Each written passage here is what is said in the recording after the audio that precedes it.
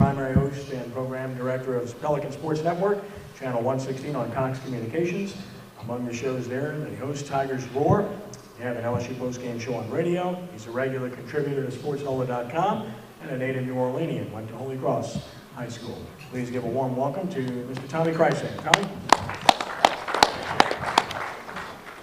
Thank you, Ken. I appreciate being here, coming in from Baton Rouge. It's always good to get out of there at this time of the year.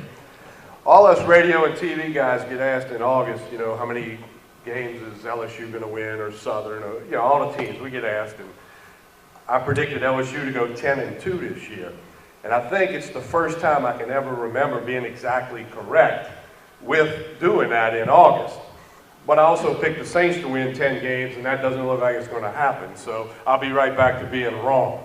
I do want to give a shout out to Joe Horn. We at Pelican Broadcasting televise a celebrity softball tournament in Baton Rouge every summer, and Joe has been there every year as a part of that to raise money for the wounded warriors. So I wanted to give Joe a shout out for that. I guess y'all want to hear about LSU football. I looked it up this morning, and in August when LSU released a 2-deep chart, there's 14 names in the 2-deep chart that weren't with the team for most of the season, if not all of it, due to suspension, academics, injuries, or whatever.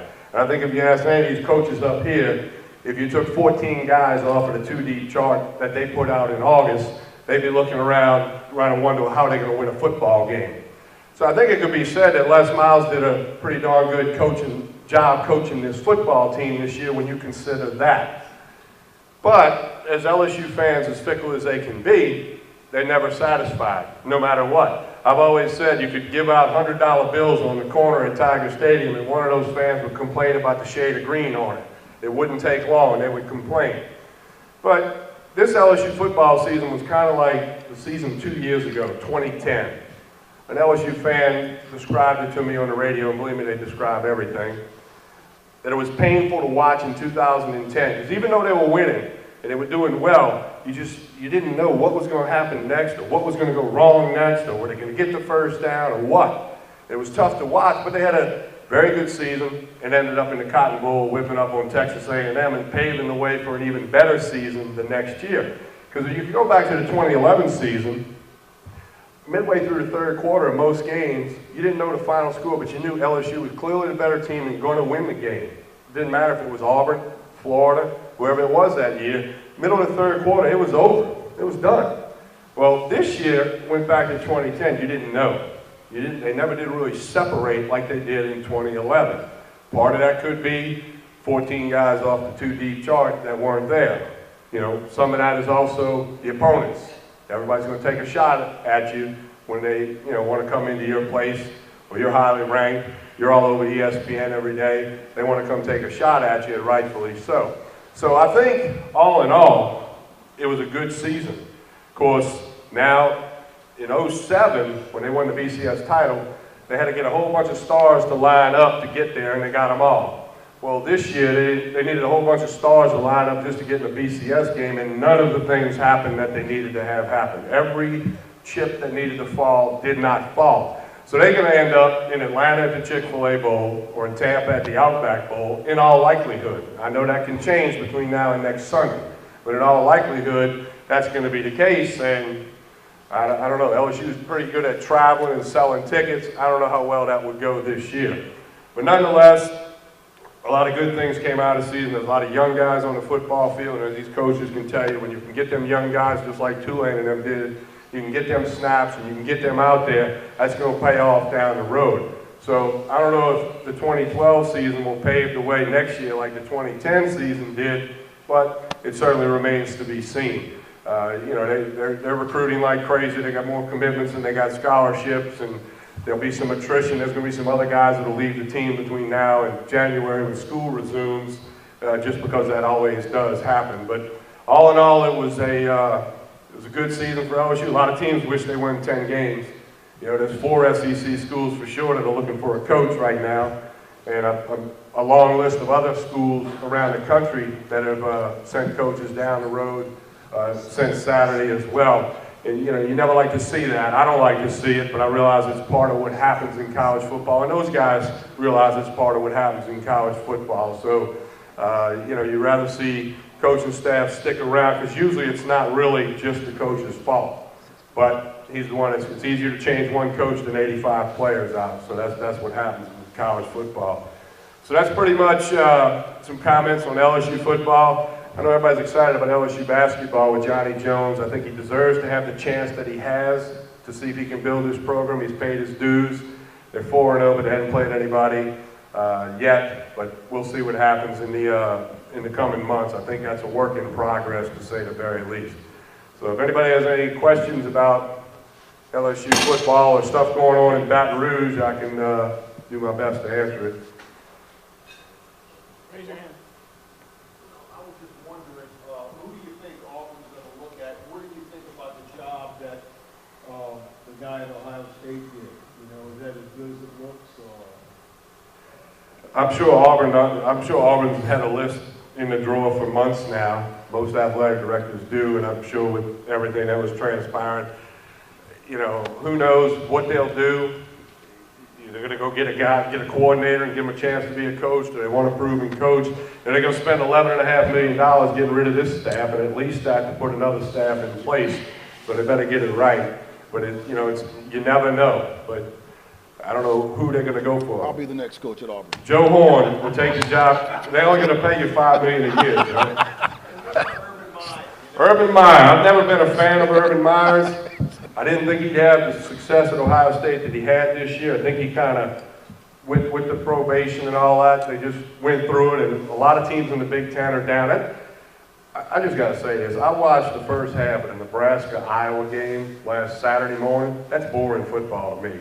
I mean, and the Iowa fans, they gain 3 yards on first down, they go crazy. I'm thinking, But I think the Big Ten is way down. I mean, Illinois, Indiana, Purdue, them teams are just terrible. And Ohio State, I think a better job was done by Bill O'Brien at Penn State, considering everything he had to go through. I would vote him Coach of the Year in a heartbeat in the Big Ten, regardless of Urban Meyer being 12-0. Question will be, can Urban Meyer keep that up? That'll remain to be seen. And one last question. What about him hiring an offensive coordinator? Do you think that he suffered about as early as the Florida game for LSU, you know, that he's trying to do both? He wants to drop the boat, you know, I don't know. I mean, Les Miles looks like he really is pulling a lot of those strings. It's not like they don't have the money to hire him. The money's not the issue.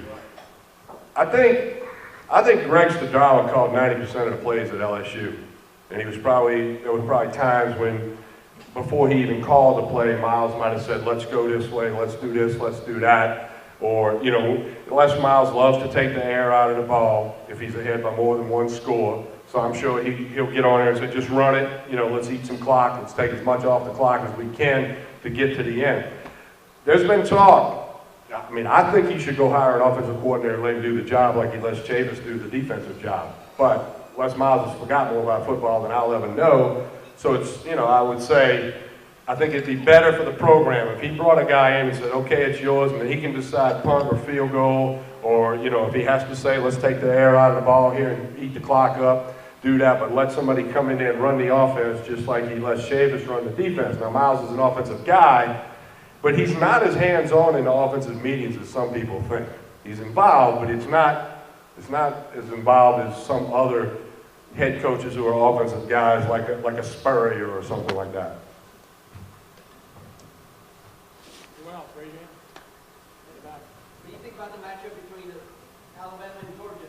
And, the winner of that team is obviously going to be playing Notre Dame. What do you think about that matchup as well?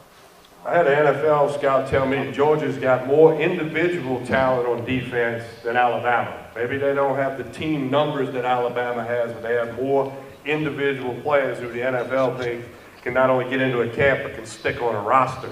So, you know, I think Mark Richt has done a remarkable job at Georgia for a long time. I wouldn't be surprised to see them beat Alabama. The only reason that holds me back is that Alabama has trouble when the quarterback can move around and extend the play as you coaches call it. You know, so when Johnny Manziel went in there, or Cam Newton a couple years ago, the Alabama defense is built to be good for 6 or 7 seconds, not 9 or 10.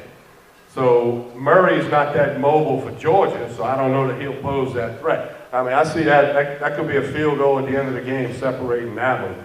The winner will get Notre Dame. Notre Dame, I don't know. I don't know that they could finish 3rd or 4th in either the SEC or the SEC, East or West. Here's the difference I see. And we saw what happened with the SEC and the ACC this weekend. 4-0, 3 of them on the road, 160 to 70 points. The ACC's got, you know, 5 or 6 guys on every team. I mean, studs that can play in the NFL, no doubt. SEC teams have 20 to 22 of those guys. I think Notre Dame is like the ACC. They got 4 or 5 of those guys. So I think either Georgia or Alabama should be able to handle Notre Dame.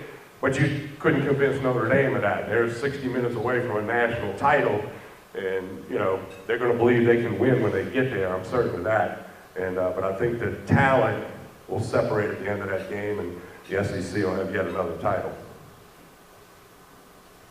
Anyone else? Thank you very much.